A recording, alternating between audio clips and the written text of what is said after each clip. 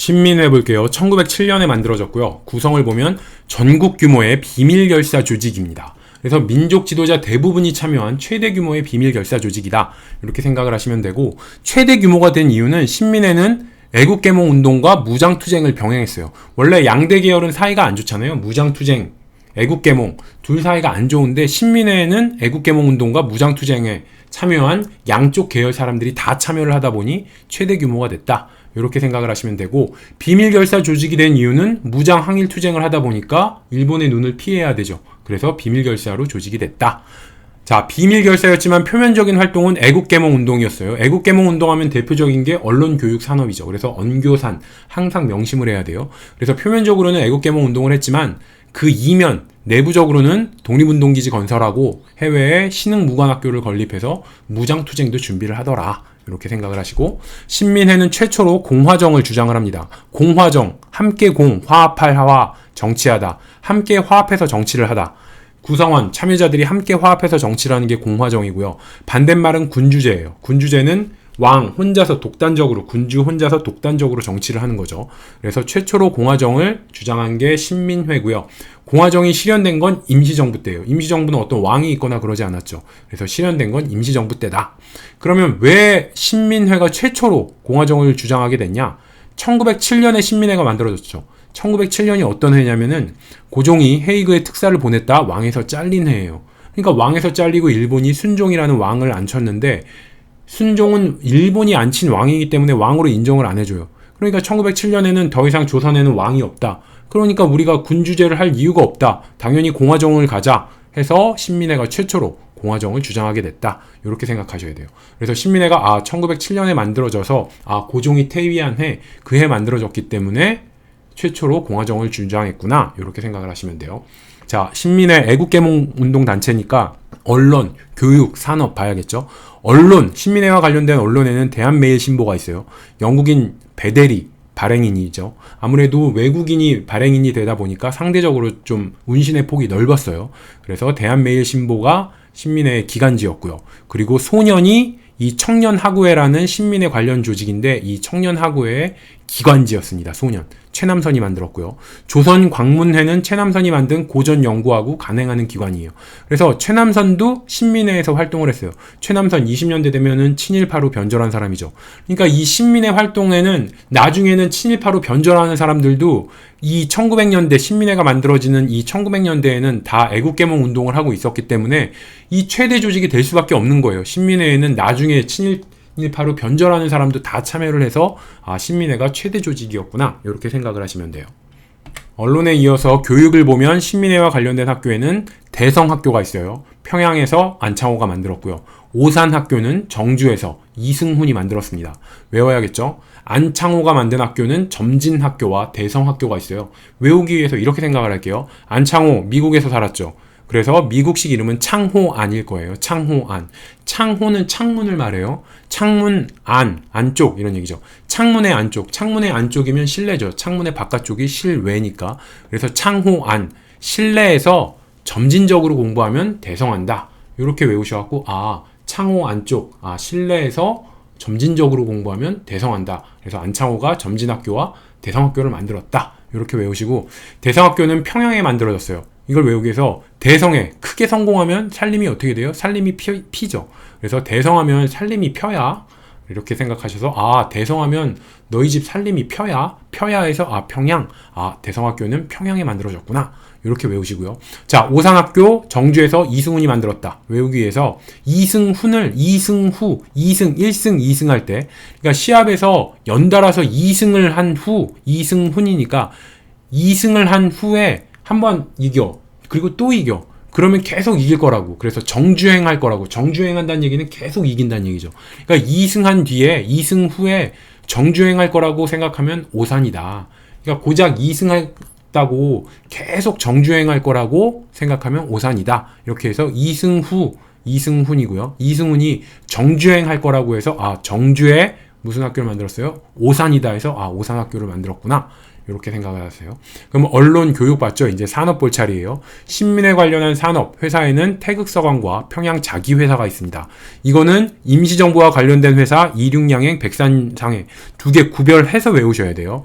신민회와 관련된 회사 태극서관 평양 자기회사, 임시정부 관련된 회사 이륙양행 백산상해 두 문자로 할게요. 그래서 임정 200 신민 태평 이렇게 외울게요. 그래서 임정 200은 임시정부 활동을 하는데 점수가 200점이야. 엄청나게 활동을 잘했다는 얘기죠. 임시정부가 200점에 준하는 정치를 한다면은 그 안에 있는 신민들은 태평한 삶을 산다. 임정 200, 임시정부가 200점 맞을 행동을 한다면은 신민은 태평한 삶을 산다. 그래서 임정 200에서 임시정부는 이륙양행 백산상해, 그리고 신민은 태평한 삶을 산다 해서 태평은 태극서관과 평양자기회사 이렇게 외우세요. 신민회가 청년운동도 주도를 하는데 만든 단체가 청년학우회고요. 만든 학회는 서북학회예요. 그래서 신민회와 관련된 단체를 보면 청년학우회, 대한매일신보, 태극서관, 평양자기회사, 서북학회, 대성학교, 오산학교 요 정도가 있어요. 그래서 이거를 두 문자로 그냥 외울게요. 신민회 관련된 애국계몽운동 단체 하면은 이렇게 두 문자로 이렇게 돼요. 청년이 젊을 때는 막 놀고 싶잖아요. 그래서 청년이 매일 태평성대한 시대를 살 거라고 믿는다면 그건 오산이다. 청년이 매일 태평성대한 시대만 살 거라고 믿는다면 오산이다. 그래서 청년에서 청년하고에 매일에서 언론 대한매일신보, 태평성대에서 태극서관, 평양자기회사, 성대인데 서대예요. 태평서대, 서에서 서북학교, 대에서 대성학교, 그리고 오산이다 해서 오산학교. 이렇게 신민회 관련 단체로 두 문자로 외우시면 됩니다. 자, 신민회와 관련된 무장투쟁 볼게요. 1910년 한일 병합이 이루어지고 나서 우리나라가 주권을 뺏기죠. 그러면서 신민회는 해외에 독립운동 기지를 건설을 하고 거기에 무관학교를 설립을 합니다. 그래서 1911년에 신흥무관학교를 이회영, 이시영 이들이 만드는데 그 만든 지역이 바로 남만주 삼원보예요. 여기다가 신한민촌을 건설을 합니다. 남만주 삼원보의 자치기구로 경학사와 학교는 신흥무관학교를 설립하더라. 요거는 제가 독립운동 1910년대 해외 독립운동기지 건설에서 자세하게 다 얘기를 했으니까 여기서는 그냥 패스를 할게요. 그래서 이 남만주 삼원보에 만든 마을이 신한민촌이에요. 그래서 신민회가 만든 마을은 신한민촌이다. 신민회가 만든 게 신한민촌이다.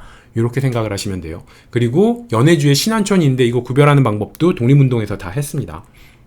신민회가 1910년대에 해외 독립운동기지를 건설했는데 서간도에 자치기구로 경학사, 부민단, 한족회를 만들고 신흥무관학교, 그게 신흥강습소가 신흥학교가 됐다가 신흥무관학교로 개편이 돼요. 이거는 1910년대 해외 독립운동기지 건설 참고해보시면 자세하게 잘 해놨고요. 그리고 신흥무관학교 산하기관에 서로군정서가 있고 여기에 사령관이 지청천이다. 여기까지는 제가 암기법을 했어요. 신민회 4대 강령 볼게요. 국민에게 민족의식과 독립사상을 고취할 것. 이 신민회는 1900년대 대표적인 애국계몽운동 단체죠. 제가 보헌자신혀 이렇게 해서 애국계몽운동단체 보안회, 헌정연구회, 대한자강회, 그 다음에 신민회죠. 그래서 애국계몽운동단체의 대표적인 게 신민회예요. 그래서 이 민족의식과 독립사상을 고취시킨다. 민족의식을 고취시켜? 이건 애국계몽운동의 기본이에요. 계몽운동이 사람들의 정신을 개조하는 거잖아요. 뭔가 가르쳐서 개조하는 게 계몽운동이잖아요. 그래서 민족의식을 고취하고 독립사상을 고취해? 이거는 애국계몽운동. 애국계몽운동의 대표단체는 신민회. 이렇게 연결해서 신민회 4대 강령에는 국민에게 민족의식과 독립사상을 고취하자. 그래서 애국계몽운동의 대표적인 성격이 나타나더라. 그리고 동지를 발견 단합하고 국민운동의 역량을 축적할 것. 동지를 발견 단합. 동지들끼리 단합을 한다? 신민회의 특징이 뭐가 있었어요? 원래 애국계몽운동 계열과 무장투쟁 계열 양쪽은 사이가 안 좋아요. 근데 이색적으로 신민회에는 애국계몽운동 계열도 참여하고 무장투쟁 계열도 참여했다고 그랬죠. 이런 특징을 갖고 있으니까 동지를 발견 단합하자. 하나로 합치자. 이게 4대 강령에 있는 거예요. 그래서 동지를 발견 단합했다 하면 애국계몽뿐만 아니라 무장투쟁도 같이 참여한 신민회 이렇게 연결을 하시면 됩니다. 신민회 4대 강령 세 번째가 각종 상공업 기관을 만들어서 단체의 재정과 국민의 부력을 증진할 것. 그러니까 회사를 만들어서 국민들 좀 잘 먹고 살 수 있게 하자. 그래서 상공업 기관 설립하자 이 얘기예요. 그래서 신민회 관련된 회사에 태극성원과 평양 자기회사가 있죠. 그래서 신민회는 애국개몽운동단체니까 언교산을 중히 여겼는데 그 중에서 먹고 사는 상공업 기관 설립하자, 이게 4대 강령의 하나예요. 4대 강령의 마지막은 교육기관을 각지에 설립해서 청소년 교육을 진흥하자. 그래서 오산학교와 대성학교를 설립을 하죠. 자, 4대 강령 정리해 볼게요. 첫 번째는 국민에게 민족의식과 독립사상을 고취할 것. 신민회는 애국개몽운동단체의 대표라고 그랬죠. 그러니까 민족의식과 독립사상을 고취한다는 얘기는 국민의 정신, 사고를 바꾸는 거예요. 바로 계몽, 뭔가 깨우쳐주는 거죠. 그래서 민족의식과 독립사상을 고취할 것 하면 애국개몽운동단체의 대표인 신민회 4대 강령. 두 번째는 동지를 발견 단합하자. 이게 동지를 뭔가 합치자. 그래서 두 개 분파로 나뉘어져 있었죠. 무장투쟁과 애국개몽운동이 나뉘어져 있었는데 신민회에서는 야, 동지 우리 단합하자. 이렇게 해서 애국개몽과 무장투쟁 두 계열이 같이 단합을 하더라. 이게 두 번째고요. 세 번째는 언교산 중에서 먹고 사는데 중요한 게 회사, 아무래도 상공업 기관을 설립하자. 그래서 각종 상공업 기관을 만들어서 국민들 좀 먹고 살게 하자 이 얘기고, 마지막 네 번째가 교육기관을 각지에 설치해서 청소년 교육을 진흥하자. 아무래도 청소년, 어린이들에게 교육을 잘 시켜야지 이들이 아무래도 계몽이 잘 되잖아요. 그래서 청소년 교육을 중히 여겼다. 자, 신민회의 노선 분화 볼게요. 신민회는 국권 피탈이 가까워져 오면서 애국개몽운동과 무장투쟁 사이에 갈등이 생겨요. 이게 제가 말씀드렸죠. 애국개몽운동과 무장투쟁은 서로 사이가 안 좋은데 이 신민회에서는 같이 동거를 하고 있었어요. 근데 이게 1910년 이 국권 피탈이 가까우면서 점점 균열이 생기는 거예요. 그러면서 강경파, 독립전쟁론을 주장을 하죠. 그래서 양기탁, 신채호, 이동휘 이런 사람은 무장투쟁을 주장을 해요. 그러면서 만주와 연해주로 가서 해외 독립운동 기지를 건설을 합니다.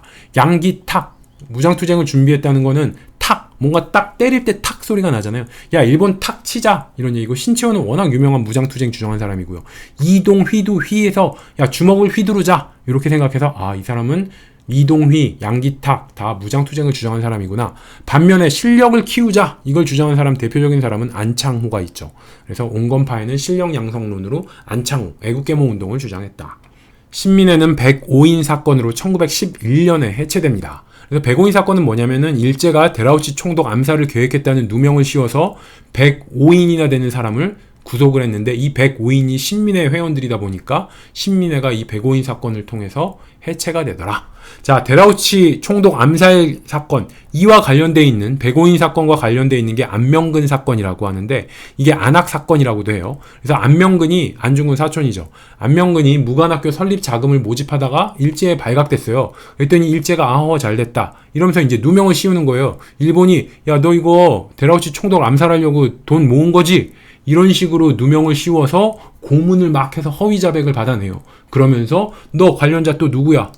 억지로 막 허위 고문을 해서 허위 자백을 받아내면서 신민회 회원들, 다 그 당시 독립운동 하던 사람들은 다 신민회 회원이었거든요.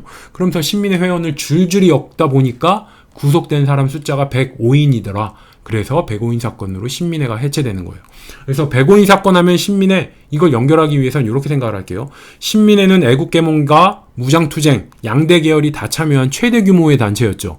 그래서 엄청나게 큰 단체예요. 그래서 신민회 하면 최대 규모의 단체, 이걸 머릿속에 생각하시고 105인 사건, 105명이나 구속한 사건이에요. 엄청나게 숫자가 많죠. 105명이면. 그래서 105인이나 잡아가, 이렇게 많이 잡아갈 수 있었다는 건 최대 규모의 단체인 신민회니까 105인이나 잡아갈 수 있었구나. 이 최대 규모라는, 신민회 최대 규모라는 거에서 105인이나 구속을 시켰다면 이거는 최대 규모의 단체인 신민회와 연관이 있겠구나. 이렇게 생각해서 105인 사건은 신민회와 연결시키시면 됩니다.